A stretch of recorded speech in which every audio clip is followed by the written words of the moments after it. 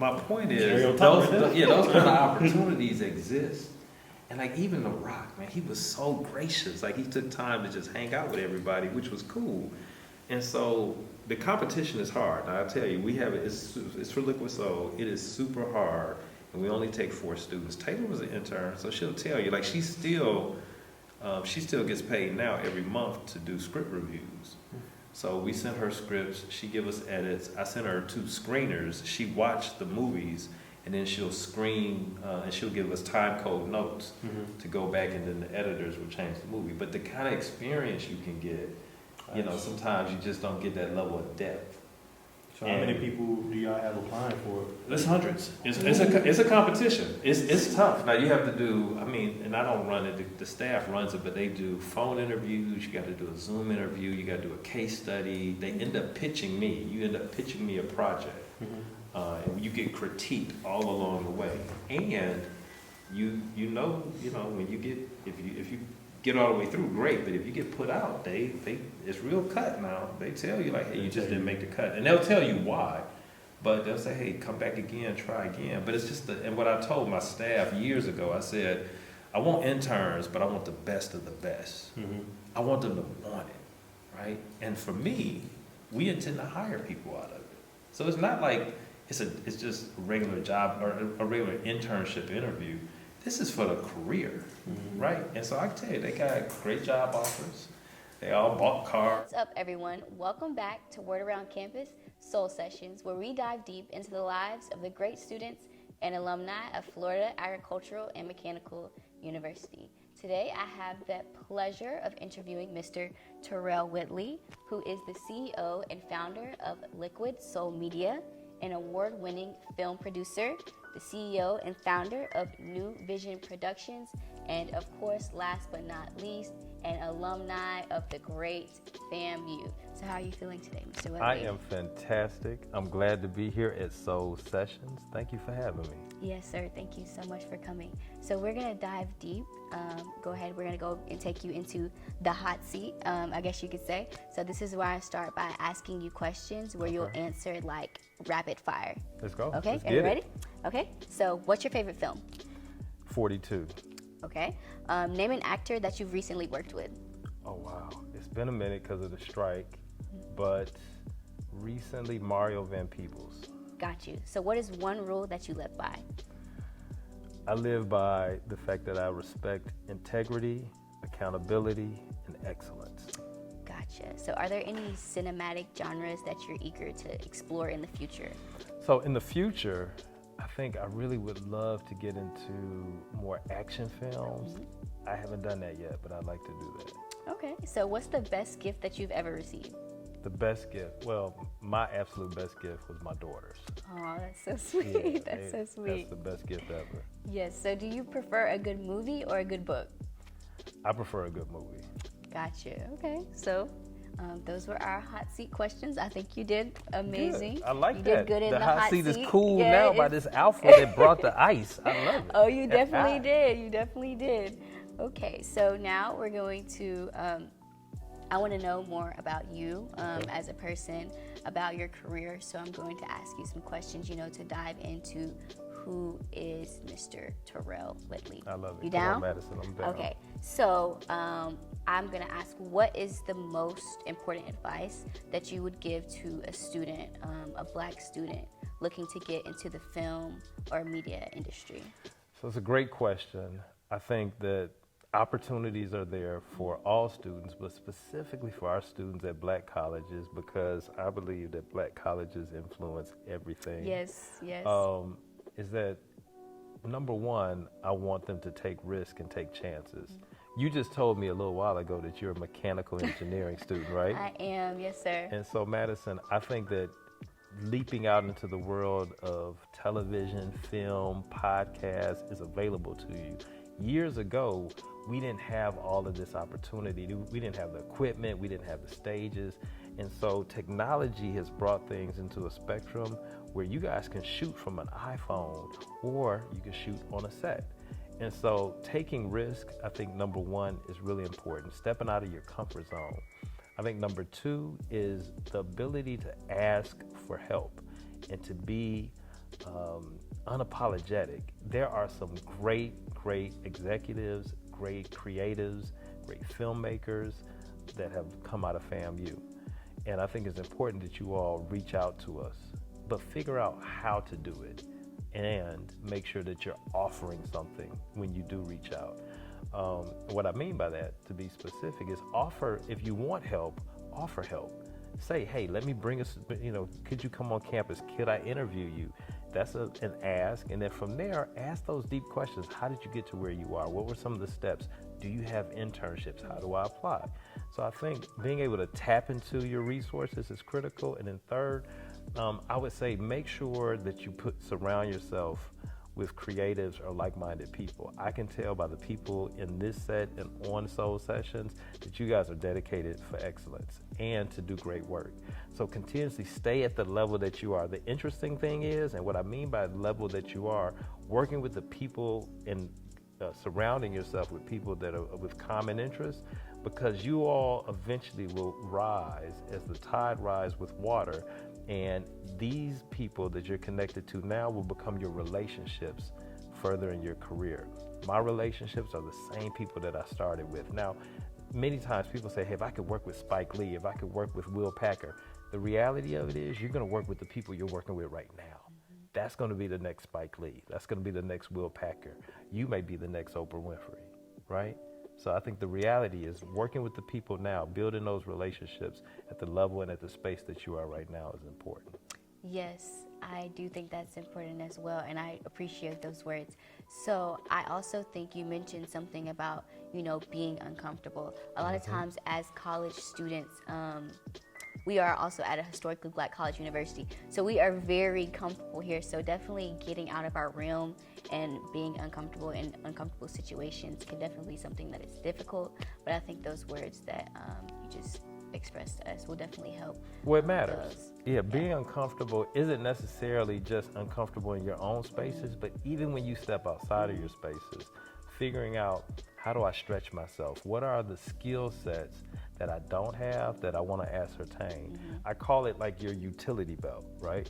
So it's just like Batman. He has all these different utilities that he can whip out for different situations. And so what happens is the more that you step outside of your comfort zone, you add tools to your utility belt. So when a situation arises or comes up, you're like, okay, I remember I dealt with something kind of similar over here, so I can respond accordingly this way for this particular situation. So that becomes real important.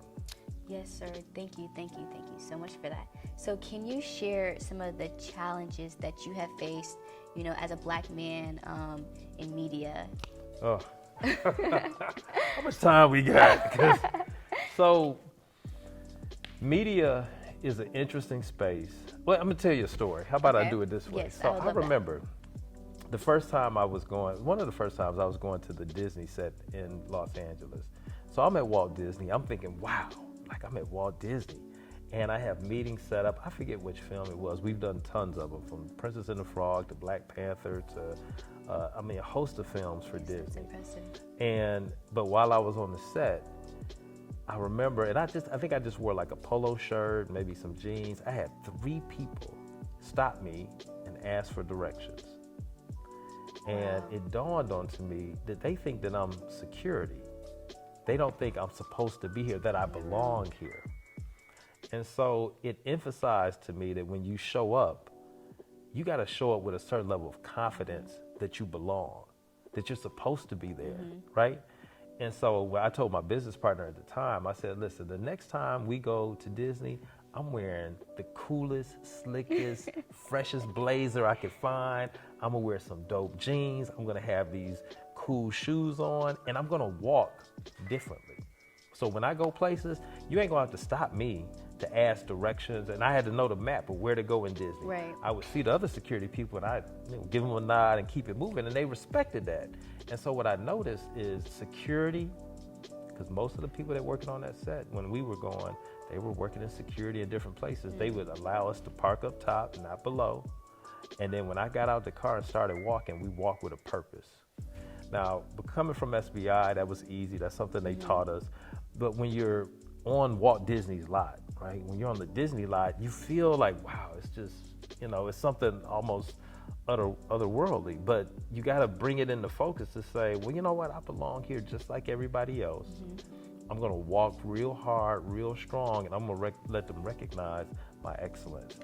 So that for me as a black man was something I had to overcome. Going on the different sets in Hollywood or in New York with NBC Universal and making sure that I always felt like I belonged here. Furthermore, I know I earned it, right? And Yes, then the sir. final part to that was we had to be prepared and always be excellent. So for me and my business partner, before we got out the car, and it takes me back, but we would sit there and we would be praying. I'd be like, God, please, like when we get out of here, this needs to work out, right? We Yes. need this deal. So, but we would pray for the strength to walk in our purpose, right? And that was important because I wanted us to have power and I wanted us to feel powerful when we stepped in those rooms. And I'll tell you a second story. I know I'm talking long. That's okay. It's You y'all are show. okay. I'm It's y'all enjoying these show. stories. So we were pitching for Princess and the Frog, right? And I remember one of the concepts that I had was for black college football. I wanted them to go to these HBCU football classics to bring Princess and the Frog. Huge room, huge conference room. It's like 40 people, right? And I'm sitting across from the president of marketing. And we're talking and we're pitching. And he says to me, so you want us to take our Disney princess to football games? And I slammed my hands on the table and I said, absolutely. And I said, and if you don't, you're missing a huge opportunity. And here's why. And I went down my whole list about black women being in college, about how showing up at a football game is about reaching the full family. And at the end of it, everyone was shocked because how aggressive I was. But I also knew exactly what I was talking about. And I wasn't afraid to stand on my truth. And so I remember the president leaned back and he was like, you know what? He's like, I believe everything. I've never been to one of these football games, but I believe everything that you're saying because of the passion that you're saying it with and how you displayed that. So sometimes passion can either be good or it can be bad, but it's all about how you use it and then how you lay it out and the time in which you present it. So how do you suggest going about like that, teetering the line of being passionate or being aggressive as a black man? Because I know passion can sometimes be confused with aggression. So how do you go about, navigating being passionate but not coming off as aggressive? Great question. My answer is you have to learn how to use your words. Your words have power. So a passionate person will learn how to articulate themselves, use their words creatively, specifically. It can cut like a knife and people can feel it. Someone that's aggressive, many times they're not using their words right, and so it comes off abrasive and it makes other people feel uncomfortable. So the key to it is to have passion. And for me, there's times where I will even say, I know I'm passionate, but I believe this. And that makes people feel like, okay, I understand where he's coming from. Definitely that. So thank you so much for that answer. I think you will definitely be an inspiration and are already an inspiration to so many black women and black men, in media. So thank you so much for that. So I want to learn a little bit more about your day-to-day life. Okay. So if you could tell me 3 essentials that you can't go a day without. So my 3 essentials are very easy, very clear. Number 1 is my cell phone. So I am constantly Wait, on the are you phone. worse than the kids on the phone? I am worse. My wife will tell you. Oh my goodness. But the reason why is as a CEO, I get a lot of incoming, outgoing calls. I'm always orchestrating things, right? Trying to make sure things are in proper place. I have to keep my AirPods on me at all times because my wife is like, you are talking way too loud. So I try to manage that as best as I can. So that's 1 essential. 2 are my kicks. I don't know what happened, but in the pandemic, I became a low-key sneakerhead. A sneakerhead, yeah. And We see you. It's They gotten got the completely orange, out of the hand. green. Oh yeah, Okay. I got all of Yeah, them. you The stepping problem on us is, for homecoming.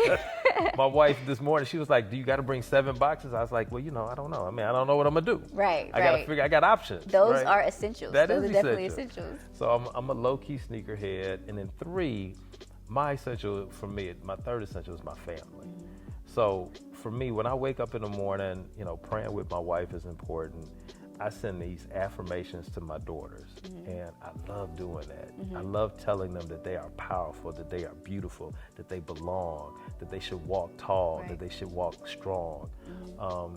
I feel as a father, that's part of my role is to affirm them and help them know, number one, that they're always loved, but number two, that they have a certain thing inside of them that I'm to help develop. Right. So that's real important. That's an essential for me. Yes, definitely. So we got a family man.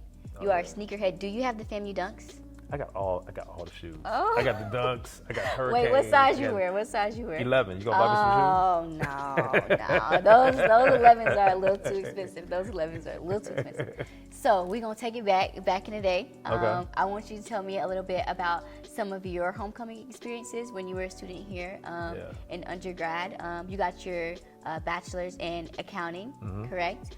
Okay, so could you share some memorable experiences from FAMU homecoming that you've experienced as an undergraduate student?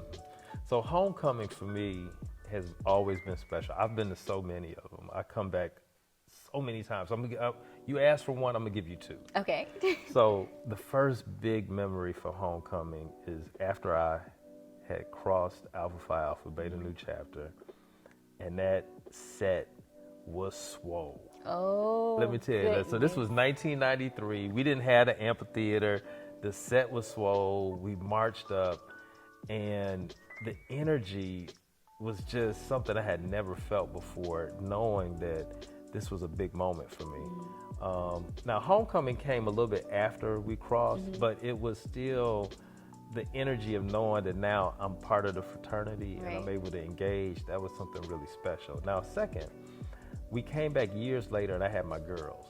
And my wife is an AKA. She's Beta Alpha Chapter, Alpha Kappa Alpha Sorority Incorporated. I gotta say the whole thing. That's how they are. And my oldest, Kennedy, I was holding Taylor. She was still a baby. But Kennedy was watching them do a step called, I think it's called rear back. And she started doing the movements on the side as my wife was doing it with her sisters. And she just naturally just started doing it. And I took a picture, which we still have. And it was just the fact that, you know, you become what you see, or it inspires you in certain ways. And watching my daughter mimic her mother and all these her sorority sisters, it put such joy in my heart. I was like, man, this is, you can't find that many places. You don't find that energy on other campuses either. Don't. So those are two moments that really stick with me. Yes, FAMU is definitely a very special place to be. I feel like I'm a strong believer in FAMU definitely molding you into the professional, the person that you are a long time down the road. So you did mention that you are an initiate of Beta Nu Chapter of Alpha Phi Alpha Fraternity Incorporated. So what's a piece of advice or a word of wisdom that you would like to give to the brothers here on campus? To always be yourself. Be as authentic and as original as possible. I believe, you know, when I joined, there were probably 72 brothers, maybe between 60 to 72. We were strong. We were massive on this campus. I know their numbers are a little smaller now. I believe they'll grow just like all the other fraternities. And I believe all the fraternities, all the organizations on campus have a place, and they have that opportunity to be as authentic and original as possible. For the alphas, that's what I've always wanted. I was always a business guy. I had two businesses, actually three businesses while I was here on campus. I started a company called Fly Productions with two frat brothers. I had we were a graphic design company. I started another company called Midnight Online, which we did web design. That was with two frat brothers. Then I had a consulting company that I did consulting for small businesses here in Tallahassee. And even working with my frat brothers or myself, it was always around trying to be myself, find myself, but be myself in the midst of kind of the campus. And I feel like the campus is more or less like a breeding ground. It gives you the opportunity to connect. And I would say for me, coming from Milwaukee, Wisconsin, I was able to dive deeper into my culture and my people and develop a certain level of confidence just by being around my own folks. And sometimes when you step into other environments with other cultures, other people, it's funny because I always feel authentically me. I never feel like I have to wear the mask. I don't need the code switch. Right. I'm comfortable in my own skin. Uh-oh. And that means something. Y'all heard it here. That means something. Being comfortable in your own skin really does mean something, because there's a lot of people that aren't. And you notice it, you see it too, and you will see it. I definitely And the do. good thing is, coming from here, I feel, and the great thing, when I see other rattlers, it's like instant love. Like, we know it. Like, you comfortable? I'm comfortable. We comfortable. Definitely. I So don't know about the rest of y'all. when you first came here on set, there was definitely an instant chemistry, and I had so many questions, and I was not, afraid that we were up here joking and clowning. But I think that's definitely that rattler spirit, that rattler love that we all possess. Do you have any plans this homecoming? So what are your plans this homecoming? I got tons of plans. So it's my 30th anniversary in Alpha. So a bunch of my line brothers are coming down. We're going to hang out and kick it. We got day parties and hangouts. We're going to be at the game. Listen, now y'all got y'all schedule. Best believe we do have our schedule.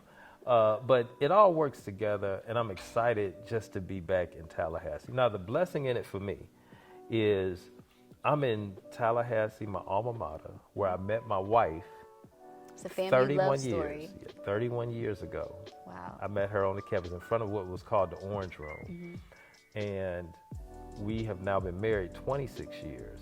My 2 daughters are here. Now, my oldest graduates this December.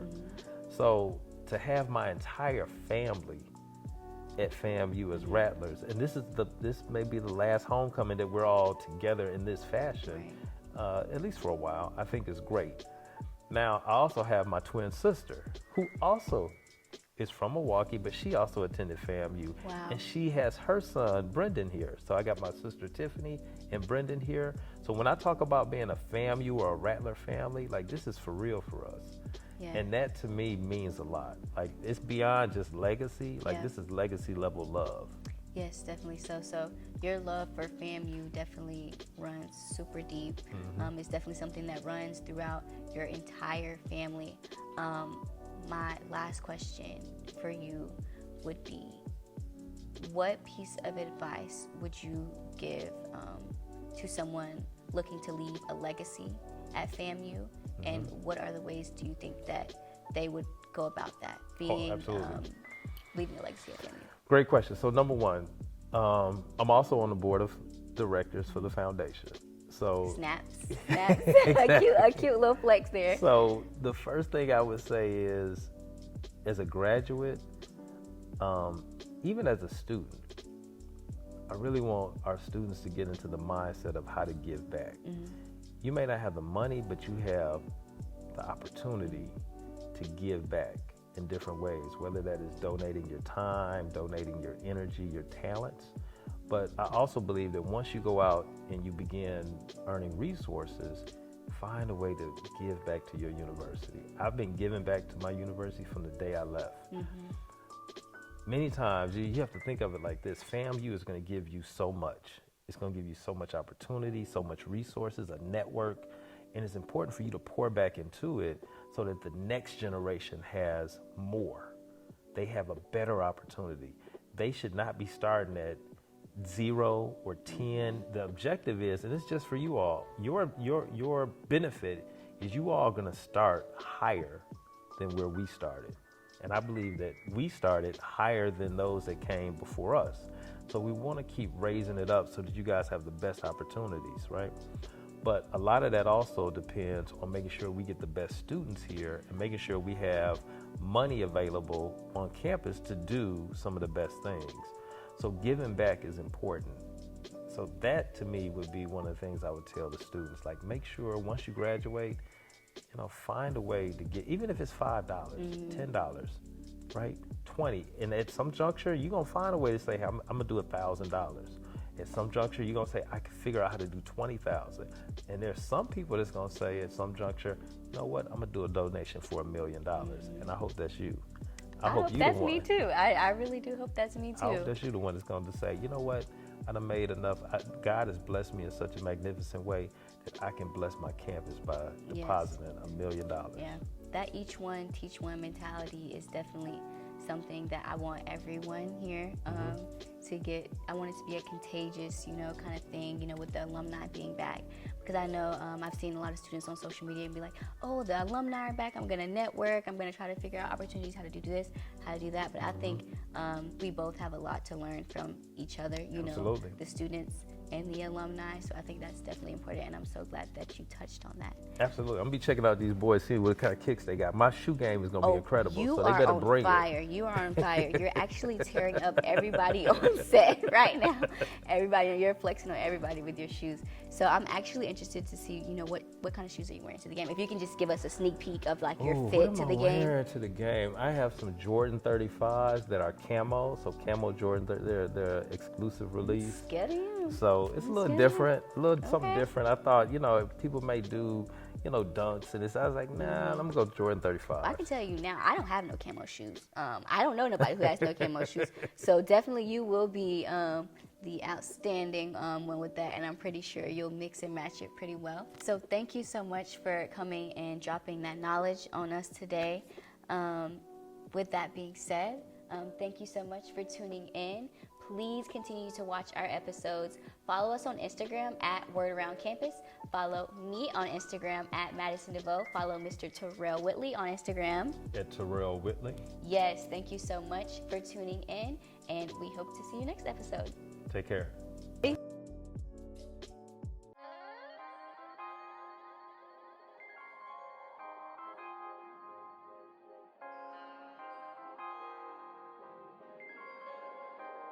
So it's like a in the cut with my twin.